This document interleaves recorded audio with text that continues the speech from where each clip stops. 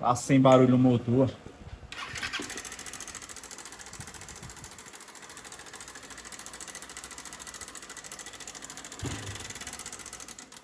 Vamos desmontar aqui a tampa de válvula para ver o barulho, né?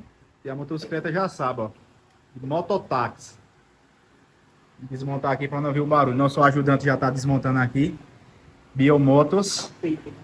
Vai, cuida. Ó, tá subindo o óleo lá. E aqui é a corrente de comando, ó.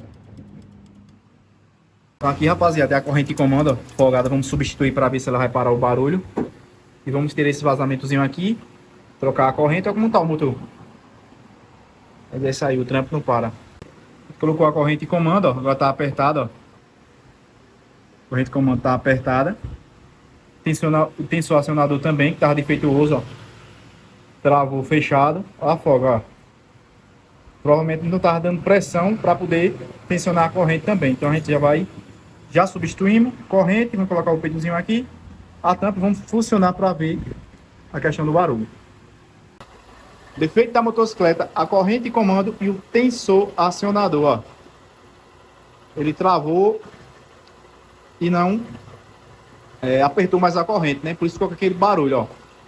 E a corrente também estava bastante folgada. A gente colocou o tensor acionador e mesmo assim não resolveu. Teve que substituir a corrente. Então a motocicleta está aqui, ó, finalizada. Só ligar para o cliente vir pegar ela.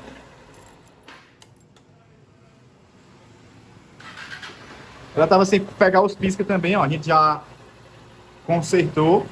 Foi apenas relé do pisca e agora vamos solucionar esse problema aqui, ó, das carenagens quebradas. Vamos dar uma ajeitadazinha aqui. É isso aí. Se gostou, curte, compartilha, esquece o canal, mete o dedo no like e tamo junto. Se a motocicleta tá com esse barulho, verifica a corrente de comando. Primeiro tem só acionador, depois a corrente de comando. E também verifica se tá subindo o óleo, certo? É isso aí, galera.